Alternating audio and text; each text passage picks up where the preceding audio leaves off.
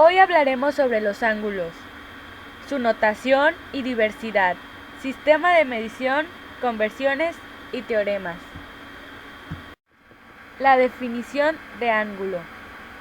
Cuando dos rectas se encuentran y forman cuatro regiones llamadas ángulos. Cada ángulo está limitado por dos lados y un vértice. Es la abertura entre dos lados, los cuales tienen un punto común llamado vértice. El lado desde el cual se empieza a medir el ángulo se llama codo inicial, y aquel donde se termina se llama lado terminal. Tipos de ángulos. Ángulo convexo. Se llama ángulo convexo RNM a la intersección del semiplano de borde NM, que contiene el punto R, y el semiplano de borde NR, que contiene el punto N. Ángulo cóncavo. Es el ángulo que se obtiene si consideramos la unión de los semiplanos anteriores. Ángulos consecutivos. Son los pares de ángulos que tienen un lado común y ningún otro punto más. Ángulo llano. Cuando los lados de un ángulo son de semirrectas de una misma recta, el ángulo se llama llano. Ángulos rectos. Sean dos semirrectas de un origen común O y supongámoslas prolongadas hasta formar dos rectas, A y B, que se cortan en O y que dividen al plano en cuatro regiones, A, B, C y D, cada una de ellas correspondiente a un ángulo. Cuando esos cuatro ángulos son iguales, se dice que cada uno de ellos es un ángulo recto y que sus lados son perpendiculares. Ángulos oblicuos.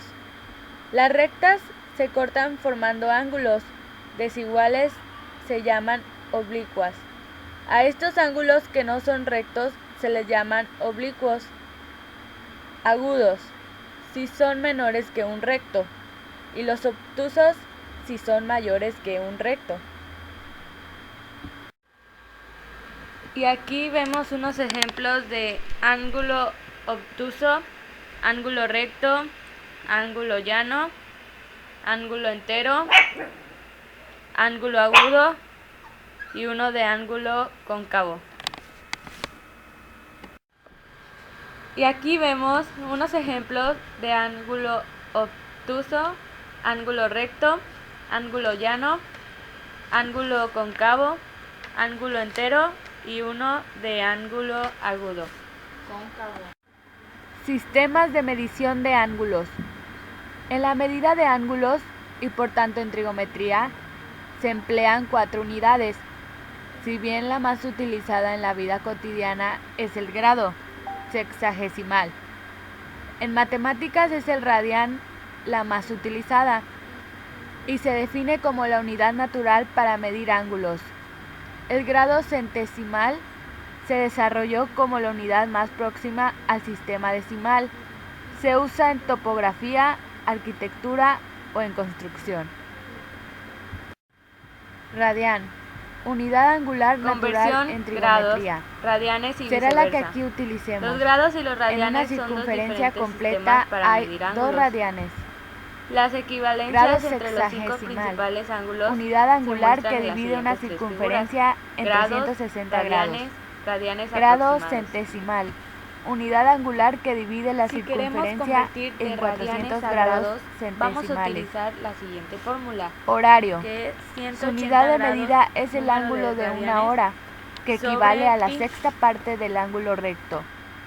Teoremas de ángulos. La suma de los ángulos adyacentes que una recta forma con otra es igual al valor de dos ángulos rectos. Partiendo de la hipótesis de que A, B y C, D son rectas que se cortan en el punto O, los ángulos opuestos por el vértice son iguales.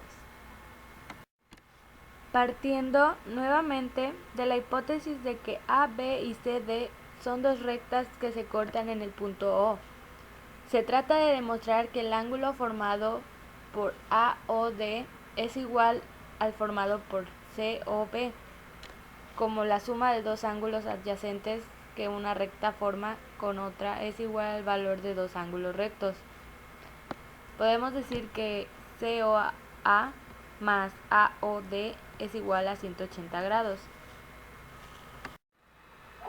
El teorema de Pitágoras también se relaciona con los ángulos.